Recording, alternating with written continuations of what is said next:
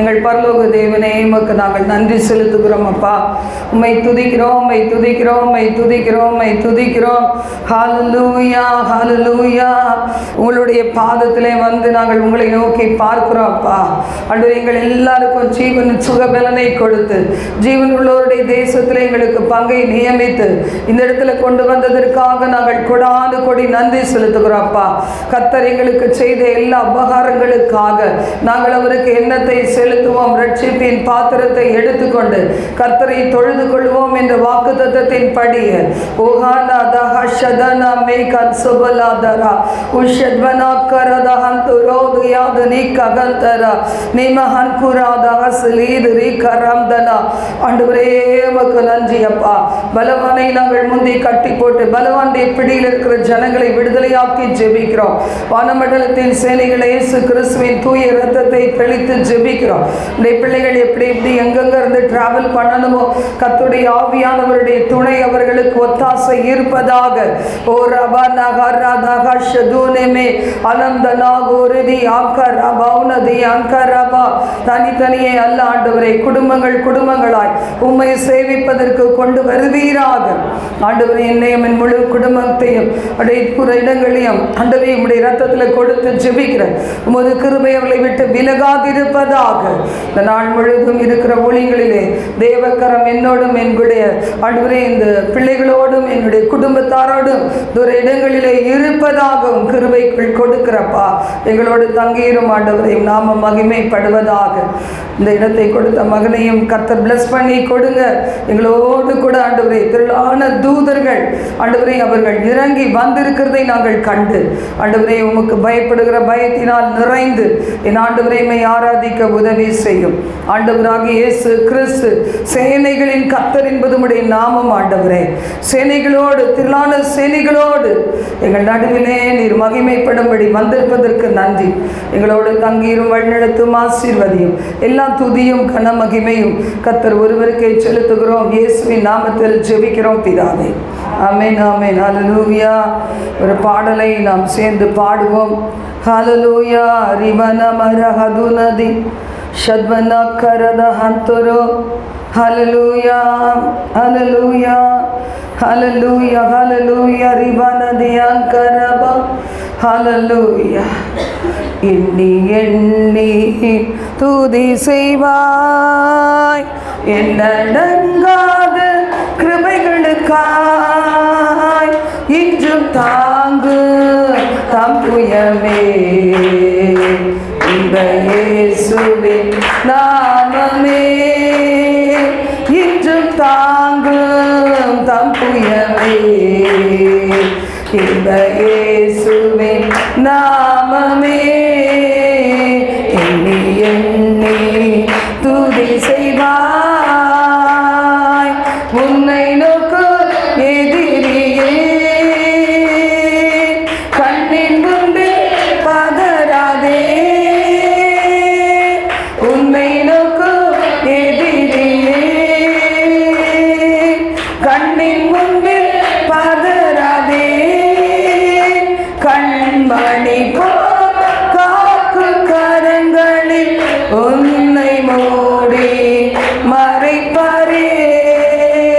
கண்மணி cock கரங்களில் உன்னை மூடி மறைத்தாரே.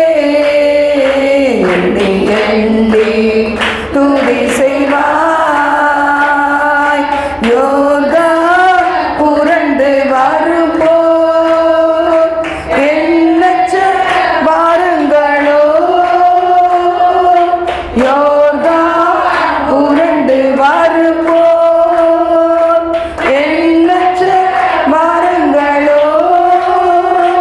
எலியாவே தேவன் எங்கே உந்தன் விசுவாச சோதனையில்.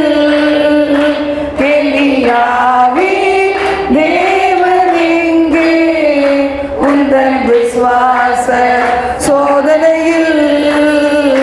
எண்ணி எண்ணி துதி செய்வார் என்னடங்காத கிருபைகளுக்காய் இன்றும் தாங்கு தம் புய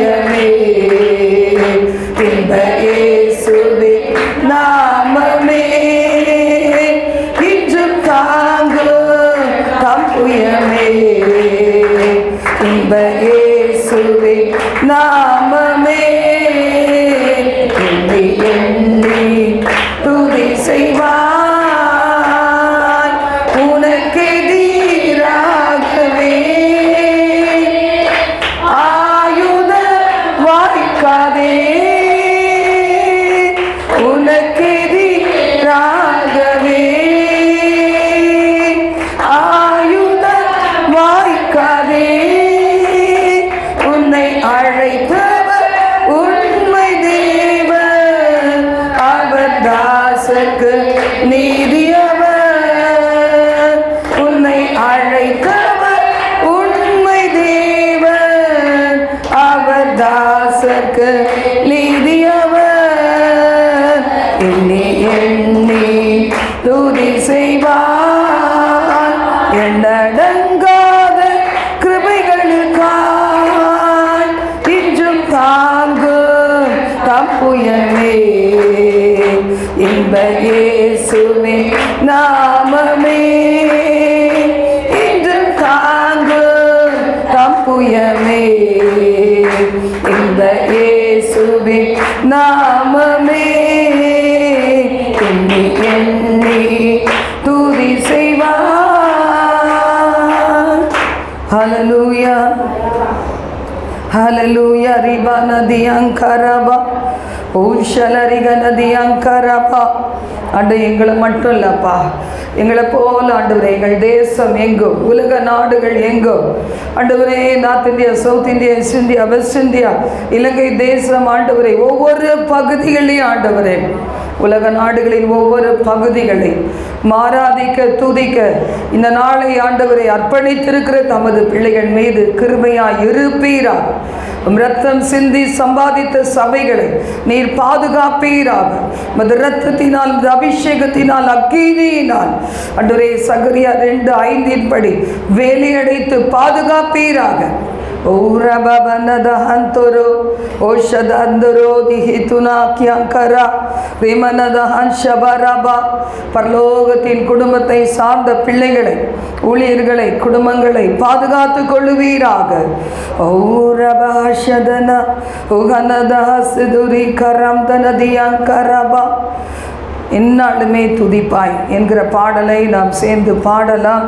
ஹல்லேலூயா. வாட்ஸ்அப்பில் குரூப்பில் ஷேர் பண்ணியிருக்கேன், நீங்கள் அதை சேர்ந்து பாடலாம். ஹல்லேலூயா. விமனதியங்கரபா.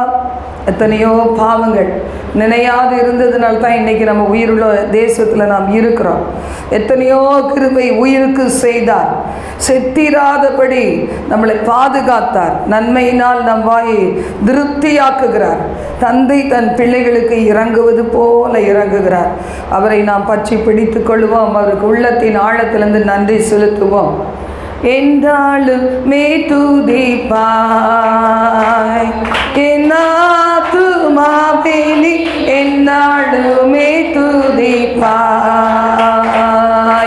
இந்நாள் வரையிலே,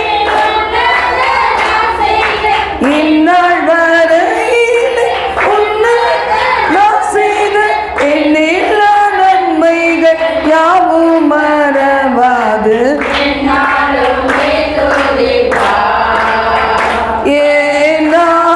ஏனாத்துமாவேலி, என்னாலுமே துதிப்பாய். பாவங்கள் எத்தனையோ நினையாதிருந்தாரும், பாவங்கள் எத்தனையோ பாழான நோய் குணமாக்கி, பாழான நோய் பாரினில் வைத்த மகாதயவை எண்ணி என்னாலுமே துதிப்பாய். ஏனாத்துமாவேலி, என்னாலுமே துதிப்பாய். எத்தனையோ கிருபை உன் உயிர்க்கு செய்தாரே, எத்தனையோ கிருபை. நித்தமுனை மூடி, நித்தமுனை மூடி நேயமதாக ஜீவனை மீட்டதா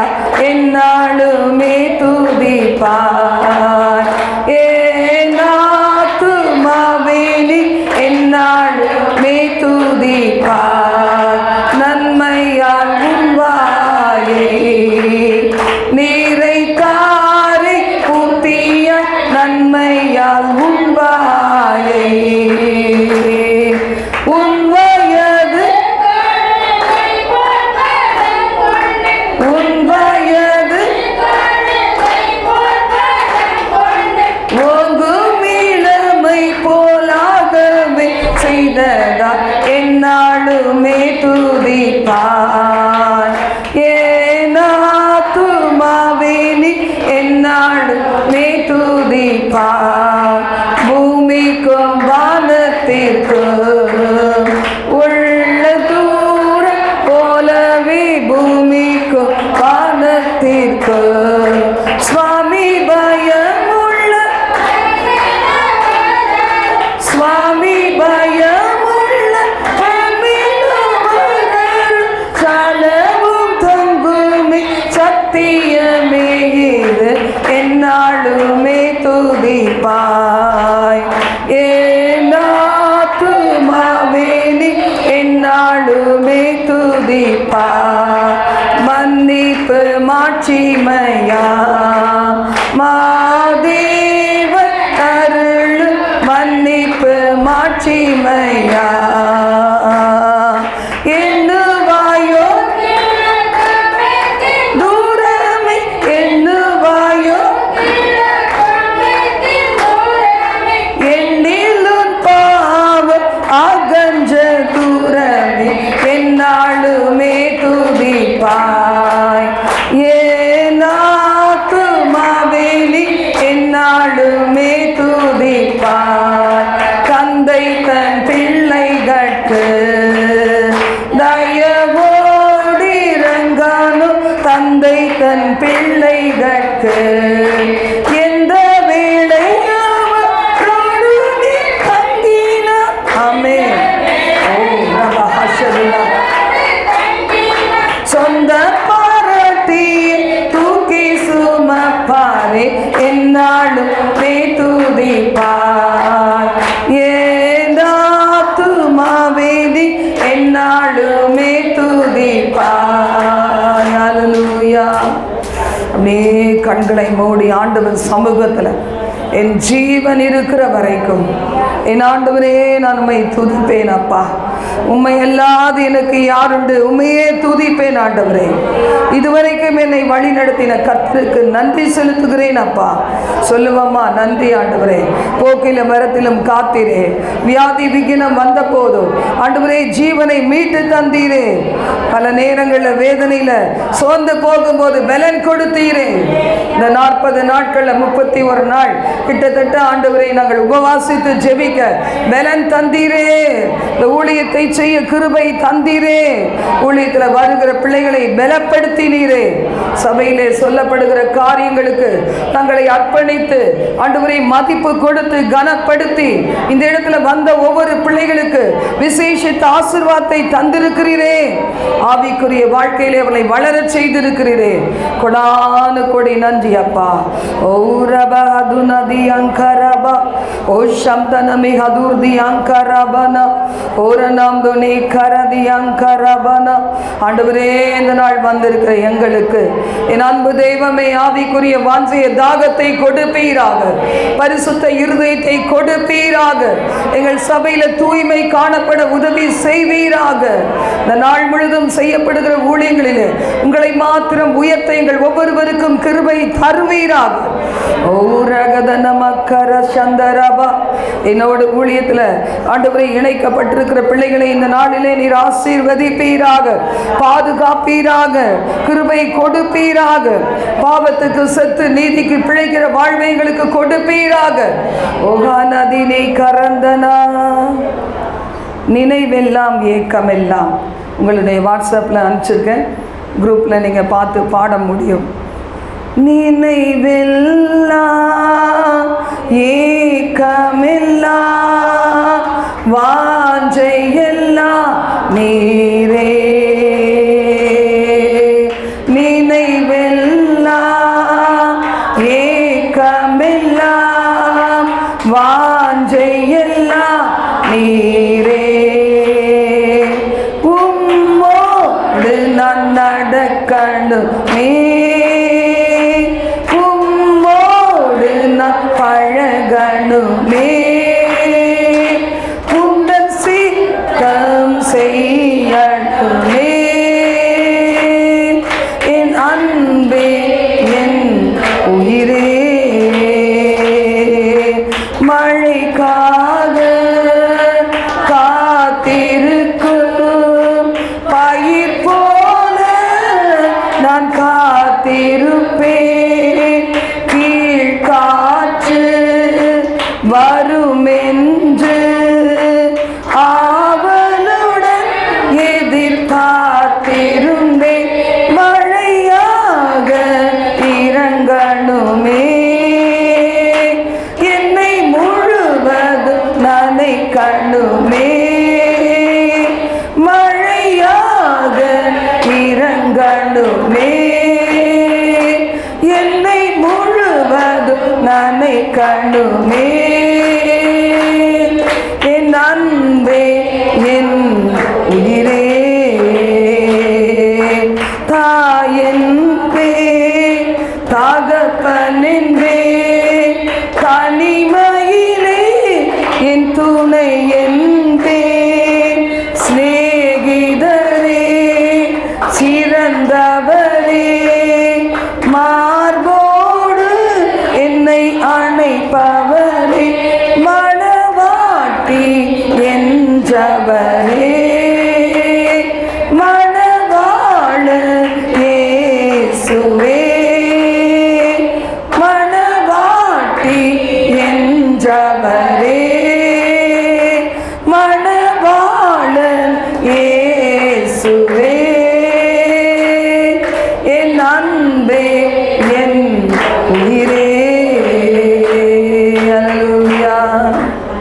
மணவாட்டி சபையாக எங்கள் சபையை மாற்றும், எங்களை மாற்றும், எங்கள் குடும்பங்களை மாற்றும், பிள்ளைகளை மாற்றும், உங்கள் பிள்ளைகளுக்கு கொடுத்திருக்க லைஃப் பார்ட்னரை மாற்றும், தாய் தகப்பனை மாற்றும், பாட்டி தாத்தாக்களை மாற்றும், அவரவர் குடும்பத்தில் இருக்க சிறு குழந்தைகளை மாற்றும், கூட்டு குடும்பங்களை மாற்றும். விமால ரகதனம சந்தரபா, முதலாவது எங்களை மாற்றும் ஆண்டவரே. ரீமாரபா ஹந்துராதுனி கரம்தன, இந்த நேரத்தை ஆசீர்வதித்ததற்கு நன்றி. தொடர்ந்து எங்களோடு தங்கிரும் ஆராதனை வேளைகளிலே இன்னமும் மகிமைப்படுவீராக. ஒரு சில நிமிடங்கள் பாடல் பாடும்போது தேவ கிருபை எங்களை சூழ்ந்து கொள்ளட்டும். எங்களோடு தங்கிரும் இயேசு கிறிஸ்துவின் நாமத்தில் செபிக்கிறோம் பிதாவே, ஆமென், ஆமென். நாம் தேவ செய்தியை பார்ப்போம்.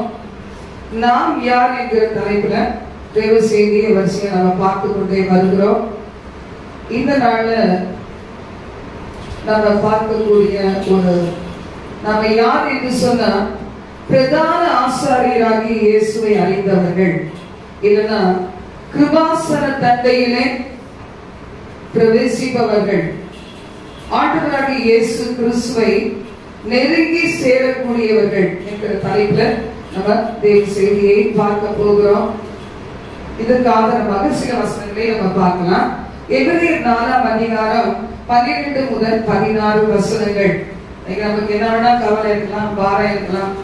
இன்னைக்கு கவலைகளுக்கு மருந்து அதையே போட்டுட்டு இருக்க கூடாது. முதலாவது தேவனுடைய ராஜ்யத்தையும் அவரது நீதியும் தேடுங்கள், அப்பொழுது எல்லாம் கூட கொடுக்கப்படும். இன்னைக்கு ஒருவேளை உங்களுக்கு பொருளாதார நெருக்கடி இருக்கலாம், ஒரு சிலருக்கு, எல்லாருமே நல்லா ஆண்டவர் ஆசீர்வதித்து வருகிறார். ஒரு சிலர் அந்த பாதையில போலாம், இல்லைன்னா வியாதியா இருக்கலாம். ஆனாலும் எல்லாத்துக்கும் விடுதலை ஆண்டவராக இயேசுவின் நாமத்துல தான் இருக்குது, கர்த்தருடைய வார்த்தையில தான் இருக்குது. நம்முடைய வாழ்க்கையில என்னதான் பிரச்சனைகள் சந்தித்தாலும் இயேசு கிறிஸ்துவால நமக்கு விடுதலை தர முடியும். குமாரனாகிய ஆண்டவர், ஆவியானவராகிய ஆண்டவர், வார்த்தையாகிய ஆண்டவர் நமக்கு விடுதலையை தருகிற தெய்வமாக இருக்கிறார். அதனால நாம் என்ன செய்யணும்னா, இந்த நேரத்துல வார்த்தைகள் மீது கவனமா இருக்கும் போது இந்த வார்த்தைகளில் இருக்கிற விடுதலையை நாம் பெற்றுக்கொள்ள முடியும். வாசிப்போம், ஒருத்தர் வாசிங்க. தேவனுடைய வார்த்தையானது ஜீவனும் வல்லமையும் உள்ளதாகவும் இருபுறமும் கருக்குள்ள எந்த பட்டயத்திலும் கருக்கானதாயும் ஆத்மாவையும் ஆவியையும் கணுக்களையும் ஊனையும் பிரிக்கத்தக்கதாக உருவம் முத்துகிறதாயும் இருதயத்தின் விளைவுகளையும் யோசனைகளையும் வகையறுக்கிறதாயும் இருக்கிறது. நான் இதை தியானிக்கும் போது எப்படி பார்த்தேன்னா, தேவனுடைய வார்த்தை இப்படிப்பட்ட வல்லமை உள்ளது. கர்த்தருடைய வார்த்தை, அந்த தேவனுடைய வார்த்தை என்ன செய்கிறது? 13ஆம் வசனத்துல பார்க்கும்போது தேவ பயத்தை கொண்டு வருகிறது. 14வது வசனத்தை நம்ம பார்க்கும்போது இயேசு கிறிஸ்துவாகிய பரிகாரத்தை தேட வைக்கிறது. அந்த ஒரு இயக்கத்தை, ஒரு நிர்பந்தமான நிலைமையை கொண்டு வருகிறது. 15ஆம் வசனத்தை நம்ம வாசிக்கும் போது, எனக்காக நமக்காக காத்திருக்கிற ஒரு தேவனிடத்துல நம்மை இழுத்து கொண்டு செல்கிறது. 16ஆம் வசனத்துல நாம் வாசிக்கும் போது கடைசியாக தீர்வை கண்டுபிடிக்கிறோம்.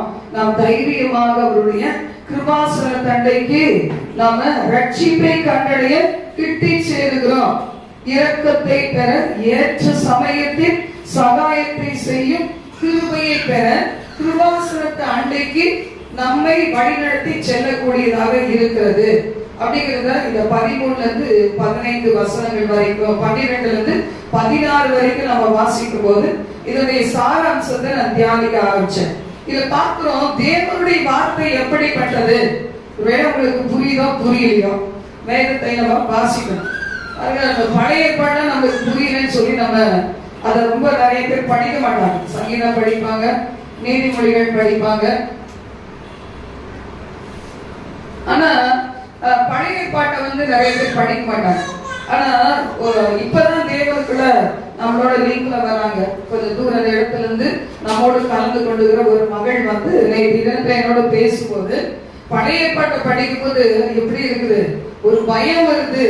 ஏன்னா ஆண்டவர் கண்ணுக்கு கண் பல்லுக்கு பல்லுன்னு உடனே நியாய தீர்ப்பு செய்ததை பார்க்கும் போது எனக்குள்ள ஒரு பயம் வருது. புதிய ஏற்பாட்டை பார்க்கும் போது ஆண்டவராகிய இயேசு கிறிஸ்து மூலமாக அந்த கிருபையின் காரியங்கள், அந்த கிருபையினால நமக்கு மன்னிப்பு கிடைக்கிறது பார்க்கும்போது புதிய ஏற்பாட்டை விட பழைய ஏற்பாடு வாசிக்கும் போது எப்படி இருக்கு, ரொம்ப பயமா இருக்கு. ஆனா இயேசு கிறிஸ்து மட்டும் இந்த உலகத்துக்கு வரலன்னா நம்ம கதி என்ன இருக்கும் என்று நான் என்ன செய்கிறேன், அப்படி நான் யோசிச்சு பார்த்தேன் அப்படின்னு சொல்லும் போது, அப்ப எவ்வளவு அளவுக்கு அதை ஆழமா படிச்சிருந்தா இது சொல்ல முடியும். யோசித்து பாருங்க, நம்மள மாதிரி எத்தனை வருஷங்களா வேத வாசிக்கிறோம் கிடையாது. ஆனா இப்பதான் வேத வசனத்தினுடைய ஆழத்துக்கு வருகிற ஒரு மகள் சொல்லும் போது எனக்கு ஆச்சரியமா இருந்துச்சு.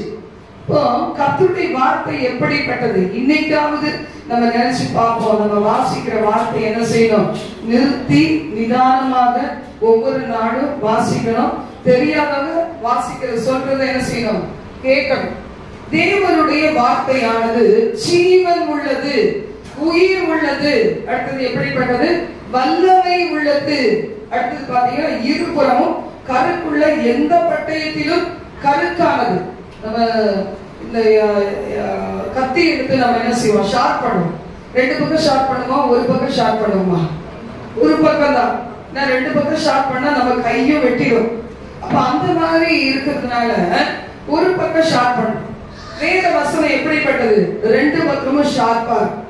அது சொல்லுகிற எனக்கும் கேட்கிற உங்களுக்கும் இல்ல என்ன சொல்லிருக்கு, ஆவி ஆத்துமா கணுக்கள் ஊன் சதை அது எல்லாத்தையும் பிரிக்கத்தக்கதாக உருவ குத்துகிறதாயும் இருதயத்தின் நினைவுகளையும் யோசனைகளையும் அது வகை அறுத்து அது இப்படி இப்படின்னு சொல்லி என்ன செய்யறோம், ஒரு காரியத்துக்கும் தேவனுடைய ஆலோசனைகள் உடையதாகவும் காணப்படுகிறது. நீங்க எத்தனை பேர் பைபிள் வாசிச்சோம் காலையில, கை தூக்கி காமிங்க பார்க்கலாம். தூக்கி இருக்கு, ஆனா இன்னும் தூக்குறோம். இப்படி தூக்குறவங்க மட்டும்தான் ஒழுங்கா படிச்சவங்க. எப்படிங்கிறவங்க சில பேருக்கு என்னன்னா, சர்ச்சுக்கு வந்தா படிக்க போறோமே, சர்ச்சுக்கு வந்தா ஜெபிக்க போறோமே பாரு. அப்படி இல்ல, வீட்டுல என்ன செய்யணும், காலையில ஆலோசனை தேவையா, சாயங்கால ஆலோசனை தேவையா? காலையில தேவை. சிஸ்டர் சொல்லுவாங்க, சிஸ்டர் சாயங்காலம் தான் சிஸ்டர் பைபிள் வாசிப்பேன். அப்ப காலையில ஆலோசனையா அவங்களுக்கு தேவையில்லை. நமக்கெல்லாம் என்ன செய்யுது, காலையில தேவைப்படுது. காலையில காபி டீயை விட மெயினா என்ன தேவைப்படுது, தேவனுடைய வார்த்தை. முன்னாடி காலத்துல எழுதோட கிச்சன் தான், காபி தான். இப்ப பாத்தீங்கன்னா வார்த்தை தான். தண்ணி குடிச்சிட்டு பேசாத வார்த்தையை உட்கார்ந்து வாசிக்க வாசிக்க வாசிக்க அது இனிமையா இருக்குது. 1 மணி நேரத்தை அடிச்சுட்டு போயிடுது. அதுக்கு பிறகுதான் மெல்லமா போய் ஐயோக்குள்ள டைம் ஆயிடுச்சு, நம்ம ஏதாவது குடிப்போம்னு தோணுது. நீ கூட வாசிச்சு பாருங்களேன், இந்த வாசிச்சு பாருங்க, அது நம்ம கூட பேசுகிற காரியங்கள் அற்புதமா இருக்கும். இன்னைக்கு நாங்க டிஸ்கஸ் பண்றது 40 நாள் பிரேயர்ல நீங்க என்ன படிச்சீங்க, என்ன படிச்சீங்க, அது ரொம்ப நல்ல ஒரு சந்தோஷமான. யாரும் ரொம்ப தெரிஞ்சவங்க கிடையாது, அவங்களும் சொல்லுவாங்க. அதுக்கு மேல என்னன்னா நானும் கொஞ்சம் சொல்லுவேன். அந்த டிஸ்கஷன் நமக்குள்ள ஒரு உற்சாகத்தை கொடுக்கிறது. கர்த்தருக்கு பயந்தவர்கள் என்ன செய்வாங்களா, ஒருவரோடு ஒருவர் பேசிக் கொள்வார்கள், கர்த்தரை உற்று கவனிப்பார். அதெல்லாம் ஞாபக புஸ்தகத்துல எழுதி வைப்பாரா. மல்கியா அதிகாரத்துல சொல்லப்பட்டிருக்கு. ஞாபக புஸ்தகத்துல உங்களை குறிச்சு என்ன எழுத முடியும்? யோசித்து பாருங்க. என்ன பேசிக்கிறீங்க, என்ன மாதிரி சபையோட இணைஞ்சு நாட்களையும் நேரங்களையும் பிரயோஜனப்படுத்துறீங்க. தனியான இந்த 40 நாள் யார் பாஸ் பண்றீங்க? யோசித்து பாருங்க. கர்த்தருடைய ஆலயத்துக்கு வரும்போது நமக்கு என்ன கிடைக்குது? ஒரு குரூப்பா நம்ம இருக்கும்போது பசிவா கிடையாது, தாகம் கிடையாது, பலவீனம் உணர மாட்டோம், உற்சாகப்படுத்தப்படுவோம். இங்க வரும்போது தேவாலயத்துல இருக்க நன்மைகள் லிங்க்ல வர முடியாதவங்களாம் சொல்றாங்க, என்னைக்கு இந்த மாதிரி வந்து எல்லா ஜனங்களோட சேர்ந்து நாங்க ஆசீர்வதிக்கப்படுவோம்னு ஆசையா இருக்குது சொல்லிட்டு. அப்ப அதுதான் நீதியின் மேல் பசி தாகம் கொண்ட ஒரு இருதயம். நம்மளுக்கு திருப்தி இருக்கக்கூடாது. வார்த்தைக்கு முன்னாடி போறமே போதும் போதுன்னு அதே லெவல் தான். வேணும்னு சொல்லும்போது நம்ம ஆவிக்குரிய வாழ்க்கையில வளர முடியும். அடுத்தது வசனம் சொல்லுகிறது 13ஆம் வசனம், அவருடைய பார்வைக்கு மறைவான சிருஷ்டி ஒண்ணும் இல்லை, எல்லாம் அவருடைய கண்களுக்கு முன்பாக நிர்வாணம், வெளியரங்கம். அம்மா அப்பாவுக்கு தெரியாம எது வேணா செய்யலாம், ஆண்டவருக்கு தெரியாம எதையுமே செய்ய முடியாது, எதையுமே செய்ய முடியாது. அப்போ கர்த்தருடைய வார்த்தை சொல்லுது, நம்ம அவருக்கு கணக்கு கொடுக்க வேண்டும். அவருக்கு கணக்கு ஒப்புவிக்க வேண்டும்.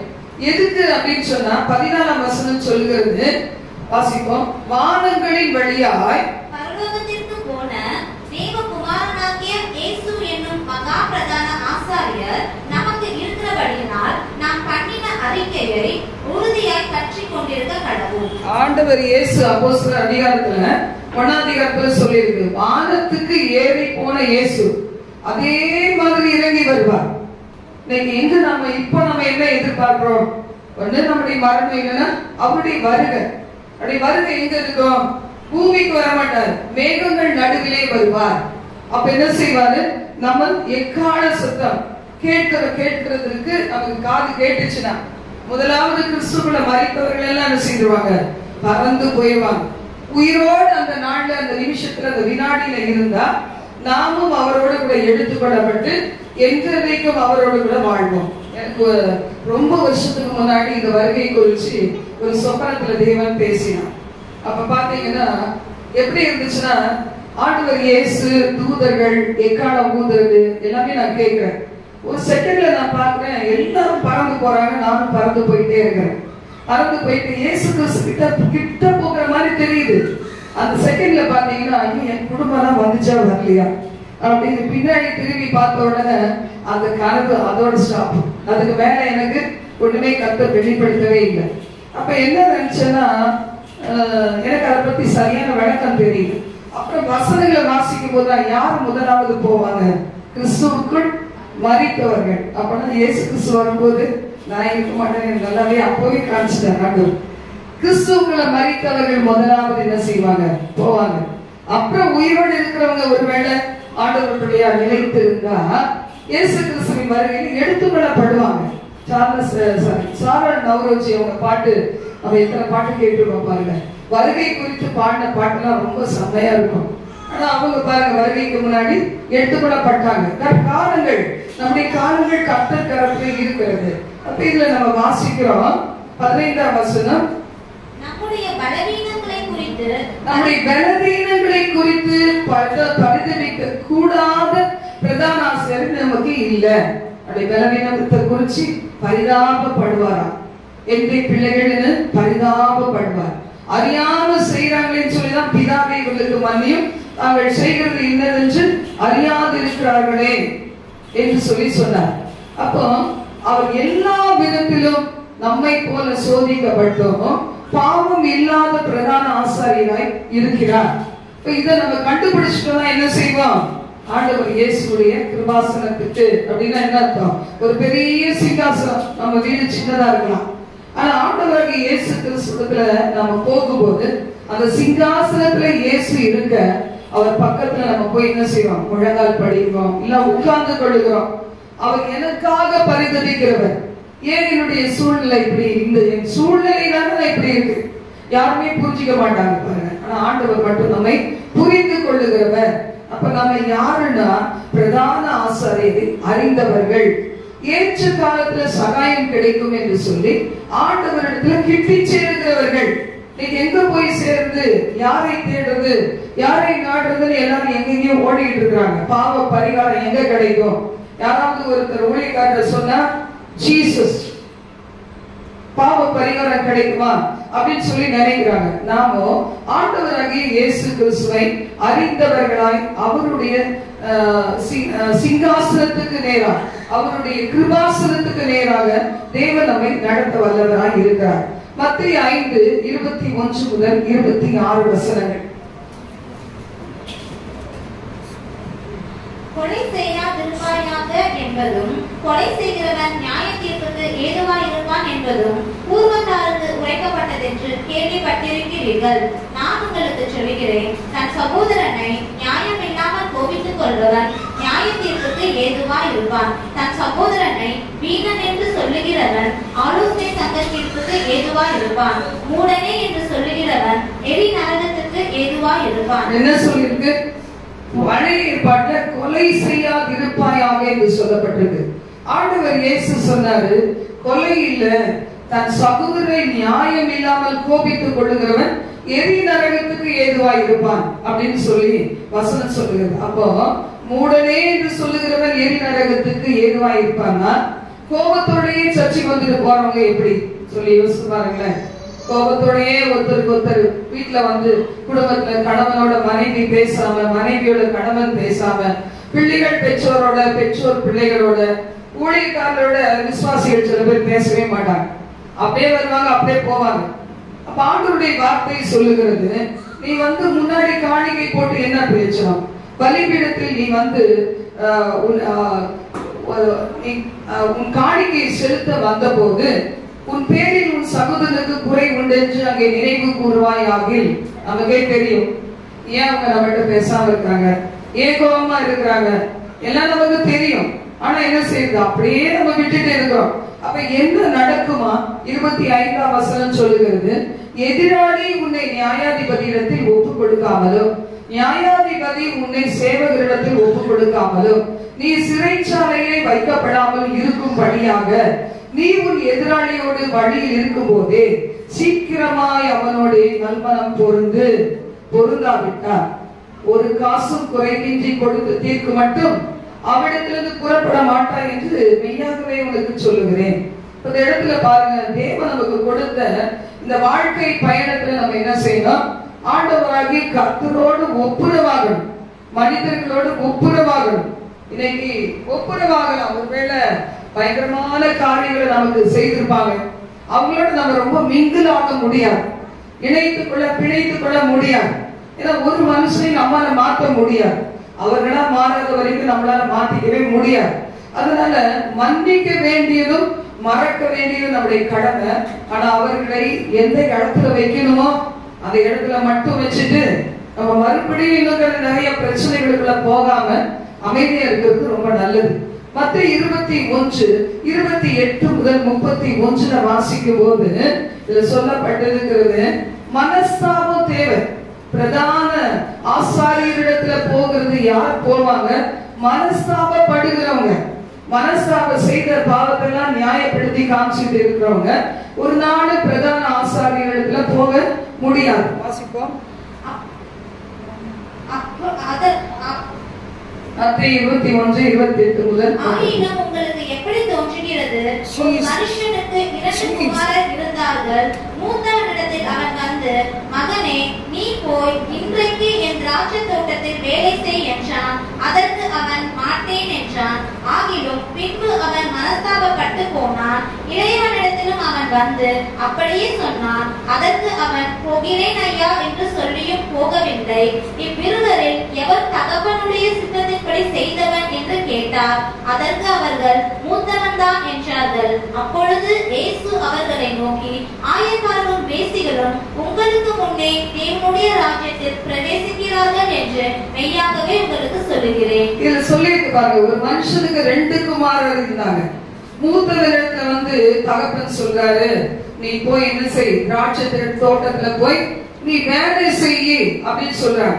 அப்ப அந்த மூத்த குமாரன் என்ன செய்யறான்? நான் போக மாட்டேன்.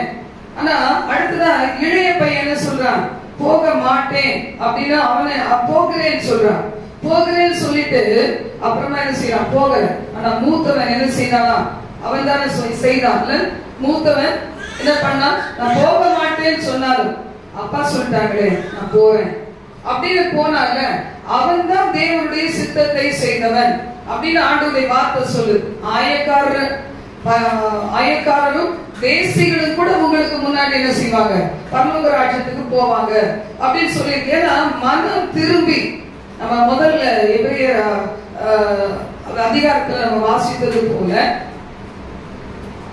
எபிரேயர் 4ஆம் அதிகாரத்துல வாசித்தது போல படிப்படியாக வசனத்தின் மூலம் நடத்தப்பட்டு வசனத்தின் மூலம் வருகிற தேவ பயத்தை பெற்றுக்கொண்டு அந்த தேவ பயத்தின் மூலம் பாவம் கழுவப்படணும் என்கிற ஒரு நிச்சயத்தோட பாவத்துக்கு பரிகாரியான இயேசு கிறிஸ்துவிடத்துல போய் ஆண்டவரேன்னு சொல்லும்போது, உனக்காக தான் நான் காத்திருக்கிறேன் மகனே மகளே என்று சொல்லுகிற ஆண்டவர் இயேசுவை அறிந்து அவர்கிட்ட என்ன செய்யறது, மனம் திறந்து பேசி உள்ளத்தின் ஆழத்தை அவருக்கு சொல்லி, என்னுடைய பிரச்சனை இப்படி ஆண்டவரே, நான் இந்த மாதிரி நான் துக்கப்படுத்திட்டேன், என்ன மன்னியும், என்னால கீழ்ப்படிய முடியல, நான் பாண்டேஜ்ல இருக்கிற அடிமைத்தனத்துல இருக்கிறேன், என்னை விடுதலையாக்குன்னு சொல்லி யாரெல்லாம் கண்ணீரோடு தேவ சமூகத்துல கேட்கிறோமோ அவர்களுக்கு தேவன் விடுதலை வைத்திருக்கிறார். அப்படி விடுதலையை பெற்றுக் கொள்ளாதபடிக்கு வைராக்கியமா இருந்தோம்னா என்ன செய்வாங்களா, ஒரு ஆயக்காரன் ஒரு வேசி கூட சத்தியம் தெரிஞ்சு அவன் மனம் திரும்பிடுவான். இப்ப நீங்க போக மாட்டீங்க பரலோகத்துக்கு, நீங்க செய்யாம இருக்கீங்களா, தேவ சித்தம் என்ன, பரிசுத்தமாக உள்ளவர்களா இருக்க வேண்டும் என்பது தேவ சித்தம். அது தெரிஞ்சும் நீங்க அப்படி நடக்காம இருந்தீங்கன்னா பரலோகத்துக்கு போக மாட்டீங்க என்று வேதம் சொல்லுகிறது. அதே மாதிரி நான் வாசிக்கும் போது எரேமியா 23:29 வசனத்தை வாசிக்கலாம். என் வார்த்தை அக்கினியைப் போலும், என் வார்த்தை அக்கினியைப் போலவும் கண்மலை நொறுக்கும் சம்மட்டியை போலவும் இருக்கிறதல்லவா என்று கர்த்தர் சொல்லுகிறார். ஆண்டவர் பேசி எத்தனை பேர் கேட்டிருக்கீங்களா? சரி, நேரா கேட்கல, வசனத்து மூலமாக கேட்டிருக்கீங்களா? கண்டிச்சு உணர்ந்ததை கேட்டிருக்கீங்களா? பரவாயில்ல, ஒரு சில கண்டிச்சு உணர்ந்ததை கேட்டிருக்காங்க. அப்ப நம்ம கண்டிக்கலாமா வேணாமா? கண்டிக்கலாம். முன்னாடி அந்த சேட்டை பண்ணா மண்டையில கூட குத்தலாம், வர முடியல.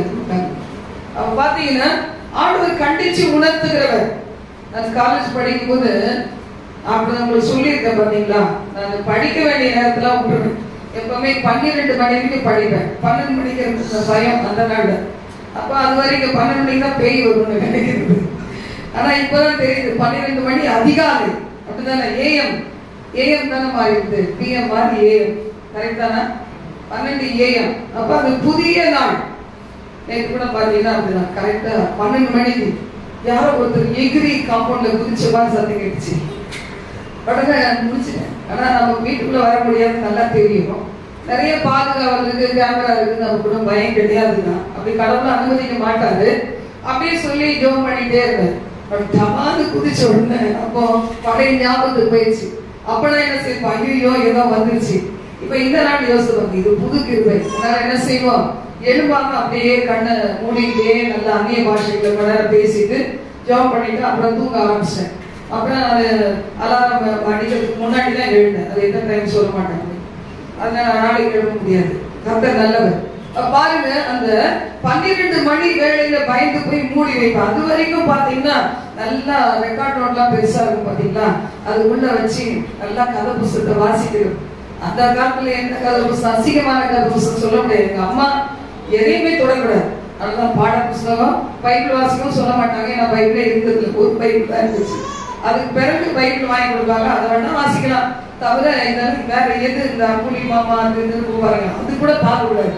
அதெல்லாம் கூட பிசாசுக்குரியது, அதெல்லாம் படிக்கூடாது இருப்பாங்க. அதெல்லாம் உள்ள வச்சு படிக்கணும். அந்த காலத்துல இருந்தது கற்கண்டு அது மாதிரி ஏதோ சொல்லுவாங்க பாருங்க, அதெல்லாம் படிப்பேன். அப்புறம் 12 மணியெல்லாம் பயமாயிடும். ஆனா அப்படி ஒரு நாள் தான் இயேசு சொன்னார், பேர் சொல்லி கொடுத்தார், மதிய உனக்கு நான் என்ன ஆவியை கொடுத்தேன், நீ என்ன பண்ணிட்டு இருக்க அப்படின்னு. ஒரே உடம்புலாம் நடுங்க ஆரம்பிச்சிருச்சு. இயேசு போயிடும். பிசாசு எதைக்காவது தப்பு செய்யும் போது தட்டி கேட்குமா பாருங்க, அது சந்தோஷம். நல்லா செய், அப்புறம் நீ என் கூட வருவேன், எனக்காக ஆயத்தம் பண்ணின நரகத்துக்கு வருவேன், அதுக்கு தட்டி கொடுத்துருக்கோம். அப்ப எனக்கு என்ன பையனா, என்னடா அது ஆண்டவர் பேசுவாரா, நம்மகிட்ட பேச மாட்டார், நம்ம தான் பாவியாச்சு, நம்மகிட்ட எப்படி பேசுவார் நான் நினைச்சேன். இப்பதான் தெரியும் பாவிகள்கிட்ட தான் பேசுவார் அப்படின்னு சொல்லி. இப்ப இனி உங்களோட பேச சான்ஸ் இருக்கு. ஒரு சிலர் புனிகரமா இருப்பீங்களே, என்ன மாதிரி உங்களோட ஆண்டவர் கண்டிச்சு பேசுவார். பேசினா உடனே கீழ்படுத்துங்க. அப்பவும் வீஞ்சிட்டு அலைஞ்சோம்னா என்ன ஆகும்? பின்னாடி கஷ்டம். கர்த்தர் நல்லவர். என் வார்த்தை அக்கினியை போலவும் கண்மணியை நொறுக்கும் சம்மட்டியை போலவும் இருக்கிறது அல்லவா? எந்த ஆவியை பெற்றுக்கிட்டு 6 நாளும் எந்த ஆவியில வாழ்க்கிறீங்க? ஞாயிற்றுக்கிழமைக்கு வந்து உட்கார்றீங்களே, எந்த ஆவியில மறுபடியும் வாழ்க்கிறீங்க? இங்க இருந்து போன உடனே உங்களையும் பார்த்து கர்த்தர் கேட்கிறார். இப்படி நம்ம கேட்கும் போது ஆண்டவர்கிட்ட நம்ம பதில் சொல்லி நம்ம அர்ப்பணிக்கிறோம்னா, பிரதான ஆசாரியன் காத்திருக்கிறார். என்கிட்ட வருவாங்களா என் பிள்ளைங்க? தங்களுடைய தோல்வியை ஒத்துக்கொள்ளுவாங்களா? ஜெயத்துக்கு கிருபையை கேட்பாங்களா என்று சொல்லி தேவன் காத்திருக்க. என்னதான் படிச்சாலும் என்னதான் அகற்றினாலும் நல்ல வியாதி வரணும். வியாதி வரும்போது பாருங்க செத்து போற மாதிரி வரும். நேரத்துல பாருங்க நம்ம உடனே பயந்துருவோமே. பெரிய வியாதி ஒண்ணு வர வேணாம், சும்மா சின்னது வந்தா கூட என்ன செய்வோம்? மிரட்டுறோம். அடுத்து இதை மன்னியம் என்னைக்கு ஒரு நாள் போறேன், ஏதாச்சும் செஞ்சிருந்தா மன்னிச்சிருக்கேன் ஆண்டவரே, குற்றங்களை மன்னிங்க, குறைகளை மன்னிங்க, பாவங்களை மன்னிங்க, யாரையாவது மன்னிக்க மன்னிச்சிருங்க, அவ்வளவுதான். அடுத்த நாள் நல்லா எழுதுருவோம் பாருங்க. உடனே கழிவு தன்மை திரும்பி என்ன செய்யுது? ஆவியானவருக்கு விரோதமாவே நடக்கிறது. ஒரு பயம் இருக்காது. ஆண்டவர் எவ்வளவு கிருபையாய் ஜீவனை கொடுத்து காப்பாற்றி வந்தார் என்கிற பயம் ஒரு சிலருக்கு இருக்காது. யோவான் 8ஆம் அதிகாரம் 6 முதல் 11 வாசித்தீங்கன்னா இங்க நம்ம பார்க்கிறோம், இந்த கிருபாசனம் உண்டு. இந்த பாவத்துல கையும் மெய்யுமாய் கடிபடிக்கப்பட்ட ஸ்திரீ கிருபாசனத்துல இருந்த இயேசுவை அன்னைக்கே அறிந்திருந்தார். அவளை என்ன செய்துச்சு? உலகம் கல்லெடுத்து எரிஞ்சு எரிஞ்சு எரிஞ்சு இயேசு கிறிஸ்துவாகிய இரட்சகரிடத்துல கொண்டு போய் நிறுத்திச்சு. வாசிப்போம். அவர் மேல் குற்றம் சுமத்துவதற்கான காரணம் உண்டாகும் பொருட்டு அவரை சோதிக்கும்படி இப்படி சொன்னார்கள். இயேசுவோ குனிந்து விரலினால் தரையிலே எழுதினார். மோசேயின் நியாயப்பிரமாணத்தின்படி இவ பாவம் செய்ததை நாங்க பார்த்தோம், கையோட புடிச்சிட்டு வந்துட்டோம். அப்போ நாங்க இத்தனை பேர் சாட்சியா இருக்கிறோம். அப்ப இவளை கல்லெடுத்து எரிஞ்சு கொல்றது நியாயப்பிரமாணத்தின்படி சரிதான். நீங்க என்ன சொல்றீங்க? அப்ப இயேசு என்ன செய்யறாரு? பேசாத கீழே குனிஞ்சு எழுதிட்டே இருக்கார், ஒய்யாம கேட்டுட்டு இருக்கார். அவர் தலை நிமிந்து கூட பார்க்கல. உங்களை எவன் குற்றம் இல்லாம இருக்கிறீங்களோ அவன் இவள் மேல கல்லெடுத்து எரிய கடந்தன் அப்படின்னு சொல்லும் போது எல்லாரும் போயிட்டாங்களாம். நிமிந்து பாக்குறாரு, இந்த ஸ்ரீ மட்டும்தான் நிக்கிறாங்க.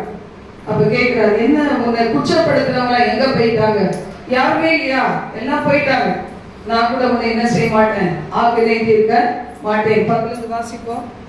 அதற்கு அவர், இல்லை ஆண்டவரே என்றார். இயேசு அவரை நோக்கி, நானும் உன்னை ஆக்கினைக்குள்ளாக தீர்க்கிறதில்லை, நீ போ, இனி பாவம் செய்யாதே என்றார். பாருங்க, இல்ல 9ஆம் வசனத்து கடைசியில பாக்குறோம், பெரியோர் முதல் சிறியோர் வரைக்கும் ஒவ்வொருத்தராய் போய்விட்டாங்களாம். அப்ப அந்த ஸ்ரீ மேல சின்னவங்க கூட கை கால தெரிஞ்சிருக்காங்கல்ல. யோபுடைய வாழ்க்கையில பிரச்சனைகள் வரும்போது யோபுடைய நிலைமையை பார்த்து சின்ன பிள்ளை கூட கீழ்ப்படியாதான். எவ்வளவு மரியாதையாய் கௌரவமாய் கனத்துக்குரிய மனுஷனாய் வாழ்ந்த யோபு, அவன் நிலைமை மாறும்போது பாத்தீங்கன்னா ஆண்டவர் அவனை சோதனைக்கு உட்படுத்த பிசாசு கிட்ட ஒப்பு கொடுத்த போது, என் தாசனாகி யோபு ஒரு நாள் என்னை தூஷிக்க மாட்டான், வேணா சோதிச்சு பாரு என்று சொல்லும் போது பலவித சோதனைகளை தாண்டி வரும்போது அவனுக்கு இருந்த ரெஸ்பெக்ட் எல்லாம் போயிடுச்சு, கனவெல்லாம் போயிடுச்சு. இன்னைக்கு கூட சில நேரங்கள்ல அன்னைக்கு இருந்த சீர் எனக்கு இன்னைக்கு இருந்தா எப்படி இருக்கும்னு சில பேர் நினைக்கலாம். அன்னைக்கு எனக்கு எவ்வளவு மரியாதை இருந்தது, ஒரு கனம் இருந்தது, இன்னைக்கு வந்து எனக்கு கனமே இல்லையே, தூக்கி எறியப்பட்டது போல நான் இருக்கிறேன்னு நினைக்கலாம். ஆனா ஆண்டவர் இயேசுவினுடைய கிருபாசன தண்டையில நீங்க போனீங்கன்னா நிச்சயமாக அங்க விடுதலை உண்டு. இந்த ஸ்ரீயை பார்த்து ஆண்டவர் கேட்கிறாரு, எங்கம்மா உன் மேல கல்லெடுத்து எரிஞ்சாங்களே, உன்னை தள்ளி தள்ளி அடிச்சு அடிச்சு அடிச்சு அடிச்சு கடைசியா என்கிட்ட கொண்டு வந்து இந்த இடத்துல வச்சாங்க, விட்டாங்களே, அவங்க எங்க போயிட்டாங்க? எவனுமே இல்லை. அப்ப சொல்ல, நான் கூட உன்னை ஆக்கினைக்கு உள்ளாக தீர்க்க மாட்டேன், இனி பாவம் செய்யாது. அப்ப பாருங்க, நமக்கு மீட்பு, பிறருக்கு அவமானம்.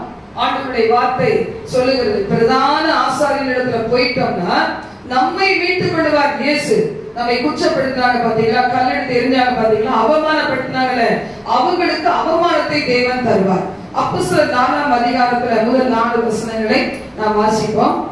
அவர்கள் ஜனங்களுடனே பேசிக் கொண்டிருக்கையில் ஆசாரியர்களும் தேவாலயத்து சேனை தலைவனும் சதுசேயரும் அவர்களிடத்தில் வந்து அவர்கள் ஜனங்களுக்கு உபதேசிக்கிறதினாலும் இயேசுவை முன்னிட்டு மரித்தோரில் இருந்து உயிர்த்தெழுதலை பிரசங்கிக்கிறதினாலும் சினம் கொண்டு அவர்களை பிடித்து சாயங்காலமாய் இருந்தபடியினால் மறுநாள் வரைக்கும் காவலில் வைத்தார்கள். அது ஏன் என்ன பிரசங்கிச்சாங்க?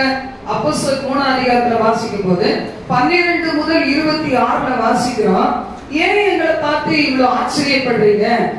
இன்னைக்கு நாங்க எங்களுக்கு ஏதாவது சுய பக்தி இருக்குதா? எங்க பக்தினாலையா, இல்ல எங்கள் சுய பக்தினாலையா, எங்கள் சுய சக்தியினாலையா ஏதாவது இருக்கா? எங்களுக்கு இவனை நடக்க வைக்கிறதுக்கு ஏதாவது எங்க கிட்ட இருக்குதா? அப்படிலாம் ஒண்ணுமே கிடையாது அப்படின்னு சொல்லிட்டு பிலாத்து கூட இயேசுவை விடுதலை பண்ணலாம் அப்படின்னு நினைக்கிறான். ஆனா உங்களுக்கு மனசு இல்ல. அவர் பிடிச்சு என்ன செய்தீங்க? கொலை செய்தீங்க. ஆனா அந்த ஜீவாதிபதியை ஜீவன் கொடுக்க வந்தாரு, அவரை கொலை செய்தீர்கள். 15ஆம் வசனம் சொல்லுது. ஆனா பிதாவாகிய தேவன் அவரை என்ன செய்தாரு? மரித்தோரிலிருந்து எழுப்பினார். அதுக்கு நாங்கள் சாட்சிகள். அவருடைய நாமமே இந்த முடவனை வந்து சுகப்படுத்தினது. இதுக்கு எதற்காக நீங்க எங்க மேல வந்து வேதனை கஷ்டத்தைக்கு வர எங்களை தொந்தரவு பண்ணீங்க, எங்களை எதற்காக பிடித்து சிறைச்சாலையில போட்டீங்க அப்படின்னு சொல்லி சுவிசேஷத்தை சொல்லிட்டார். அந்த காலத்து ஆதி அப்போஸ்தலர் காலத்துல இயேசுவை உயர்த்திட்டாங்க. என்ன செய்தி அந்த பிள்ளைகளுக்கு தேவையோ அதை சொல்லிட்டாங்க பாருங்க. அப்பதான் என்ன நடந்துச்சு அப்படிங்கறதுதான் நம்ம அப்போஸ்தலர் 4ஆம் அதிகாரத்துல பார்த்தோம். 4ஆம் வசனத்தை வாசிப்போம். வசனத்தை கேட்டவர்களில் அநேகர் விசுவாசித்தார்கள். அவர்கள் தொகை ஏறக்குறைய 5000 இருந்தது. இந்த வசனத்தை கேட்டவர்களில் என்ன செய்தாங்களா? அவர்கள் 5000 பேர் விசுவாசித்து அவங்க என்ன செய்தாங்க? ரட்சிக்கப்பட்டாங்க. விசுவாசம் ரட்சிக்கப்படுறதா பட முடியும்.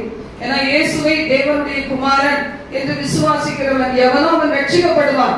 விசுவாசித்து என்ன செய்யணும்? வாயினால் அந்த இயேசுதான் ஆண்டவர், அவர் உயிருள்ள தேவன், பிதாவாகிய தேவன் இயேசுவை உயிரோடு எழுப்பினார். இப்படி நம்ம சொல்லும் போதே நமக்குள்ள ரட்சிப்பு உண்டாகும் என்று வேதம் சொல்லுகிறது.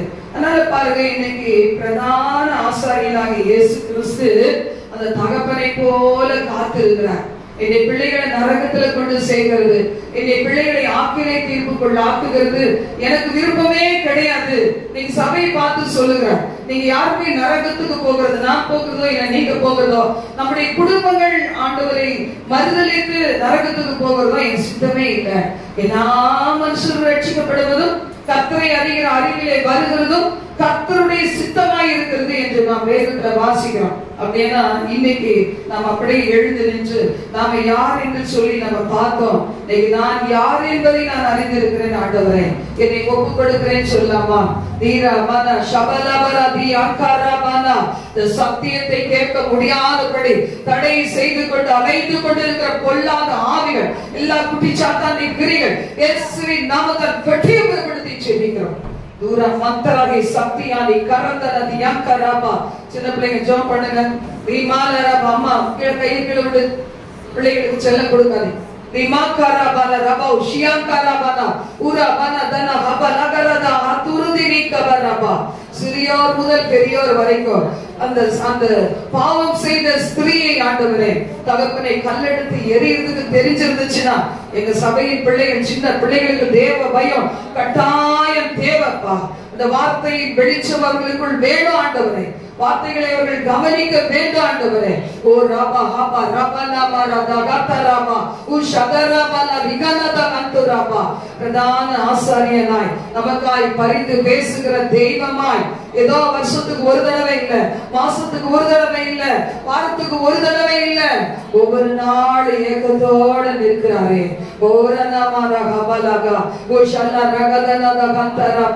நல்ல பணம், நல்ல கனி தந்து நல்ல பழரசம் வரும்னு நான் நினைச்சிட்டு இருந்தேனே, உன் கனியோ கசப்பாய் இருக்கிறது. என்னை விட்டு தூரம் போய் நீ மாயையை பின்பற்றுகிறதற்கு என்னிடத்துல என்ன அநியாயத்தை கண்டாய்னு ஆண்டவர் கேட்கிறாரு. சொல்லுங்க, நான் என்ன அநியாயத்தை நீங்க ஆண்டவரை கண்டு தூரமா இருக்கீங்க? என்ன அநியாயத்தை கர்த்தரிடத்துல கண்டு இன்னைக்கு இயேசுவோடு பேசாம இருக்கீங்க, ஒப்பு கொடுக்காம இருக்கிறீங்க, துதிக்காம இருக்கிறீங்க, ஸ்தோத்திரிக்காம இருக்கிறீங்க, இன்னும் பாவத்தை அடைச்சுக்கிட்டு இருக்கிறீங்க. ஆண்டவர் கேட்கிறாரு, உங்க பதில் என்ன? ஓ ரபலா ஹதுரபலா ஊரா ஹம்தனமி கரந்தனா. எப்படி ஒரு அந்த காரியத்தை நாங்கள் பார்த்தோமே, சிறைச்சாலையில் அடைக்கப்படாதபடிக்கு, பாதாளத்தில் அடைக்கப்பட்டு ஒரு நாளிலே நித்திய நரகத்துக்குள் தள்ளப்படாதபடிக்கு, ஓ ரபலா ரபலா ரகதனமா ஹம்தலமா. சின்ன பிள்ளைகள் இருந்து பெரியவங்க வரைக்கும் எல்லாரும் தேவனுக்கு ஒப்பு கொடுப்போம். சின்ன பிள்ளைங்க அம்மா அப்பாவுக்கு தெரியாம என்னென்ன காரியங்கள் பண்றீங்க, டீச்சருக்கு எதிராக என்னெல்லாம் பண்றீங்க, நீங்க ஆண்டவர்கிட்ட ஒப்பு கொடுங்க. கர்த்தாவே நீ மன்னியோ, கர்த்தாவே நீ மன்னியோ. ஆண்டவரே வரப்போகிற எக்ஸாம்ல நான் கிளாஸ் ஃபர்ஸ்ட் வரணும், ஸ்கூல் ஃபர்ஸ்ட் வரணும். ஆண்டவரே ஓ ரபனா தகலா கத்துரிபி லகந்த ராபா. ஒப்பு கொடுங்க, ஒப்பு கொடுங்க. நான் வேலை செய்யற இடத்துல நான் உயர்த்தப்படணும் ஆண்டவரே. அப்பா ஆண்டவரே இந்த ஸ்தலத்துல உயர்த்தப்படணும் ஆண்டவரே. என் குடும்பத்துல ஆண்டவரே நான் உம்மை பிரதிபலிக்கணும் ஆண்டவரே. முரட்டாட்டம் உள்ள, கீழ்ப்படியாமை உள்ள எங்களுடைய பிள்ளைகளுக்கு நடுவில் நாங்கள் ஜீவனுள்ள சாட்சிகளாய், உடைய வசனத்தை கை கொள்ளுகிறவர்களாய், ஆண்டவரே உடைய வார்த்தைகளை படிக்கிறவர்களாக மட்டுமில்லை, கை கொள்ளுகளாய் நாங்கள் வாழ்ந்து காண்பிக்க உதவி செய்யுமாப்பா. கேளுங்க, கேளுங்க, கேளுங்க, கர்த்தரை கேளுங்க. ஓ ரபலா ரதுனிபி அங்கா ரபா. தேவனுடைய ஆலயத்துல கேளுங்க. கர்த்தர் உங்களோட பேசி இருக்கிறாரே, கேளுங்க.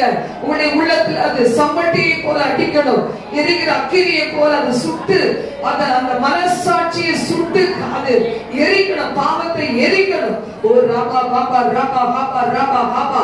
ஆண்டவர் பேசுங்க, ஆண்டவர் பேசுங்க. மௌனமா இருந்தீங்கன்னா ஆண்டவர் துக்கப்படுவார். அவர் பேசின வார்த்தைகளை ஏற்றுக்கொண்டு கூட இன்னும் சுயநீதியில் இருந்தீங்கன்னா, பெருமையில் இருந்தீங்கன்னா அவர் இருதயம் வேதனைப்படும், வலிக்கும். உங்களுக்காக அவர் கண்ணீரோட உங்களை விட்டு கடந்து போயிருவாரே. ஓ ரபா நம ரபா நம ரதகஷல ரபா. இன்னும் என்னதான் அவளுக்கு செய்யணும்? என் ஜீவனையே கொடுத்தேனே. சிலுவையில் எத்தனை வித ஆசீர்வாதங்களை சம்பாதித்து வைத்து ஒவ்வொரு நாளும் என் உயிர் தெழுந்த வல்லமையோடு நான் உனக்கு எத்தனையோ அற்புதங்களை செய்து வருகிறேனே. நீ என்னை நோக்கி திரும்ப மாட்டாயான்னு ஆண்டவர் கேட்கிறாரு.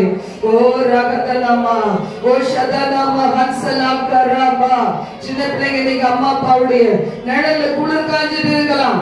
எவ்வளவு காலங்கள் தாயும் தகப்பனும் உங்களை நேசிக்க முடியும்? அந்த நேசம் மாறாம எத்தனை காலங்கள் இருக்க முடியும்? ஓ ரபலபா உ ஷதன மகோராதி அந்தரோ நீ கன்சபலோது நீ கரந்தனா. ஆண்டவர் நோக்கி கதறி கேளுங்க. இயேசுவே, என் நல்ல ஆசாரியரே, பரிதட்ச பலியாக எங்களுக்காக அன்றை ஒப்பு கொடுத்தவரே, வேண்டிக் கொள்ளுகிறோம், பாதத்துல விழுந்து விடுகிறோம். ஒரு ஜெயம் நிறைந்த வாழ்க்கைக்குள்ளாக நடத்துவீராக, வெற்றி நிறைந்த வாழ்க்கைக்குள்ள நடத்துவீராக. ரட்சிக்கப்படாத நான் நேசிக்கிற அருமையான குடும்பத்தில நீ ரட்சிப்புகளா நடத்துவீராக. ஓ ரமதம ரமதரபலனா.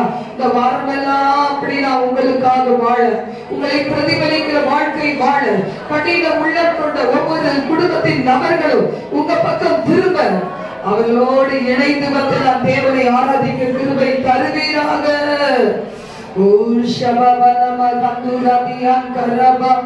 ஆண்டவர் நோக்கி நீங்க கேளுங்க. உங்களை உற்சாகப்படுத்த ஆவியானவர் பேசிக்கொண்டு இருக்கிறார். நீங்க ஒப்பு கொடுத்தீங்கன்னா அற்புதங்களை பெற முடியும். என் பிள்ளை குடிச்சிட்டு இருக்கிறானே, என் பிள்ளை பாவத்துல வாழ்ந்து கொண்டு இருக்கிறானே, தகாத உறவுல இருக்கிறானே, ரட்சிக்கப்பட்டு பின்மாற்றத்துல இருக்கிறாங்களே. ஓ ரபனமரா ஓ ஷதனம கந்தரபா. ஏதோ உயிர் இருக்க வரைக்கும் சொல்லுவேன், அப்புறம் நீங்க அழைக்கிற நாள் உங்க ராஜ்யத்துக்கு வந்துருவேன்.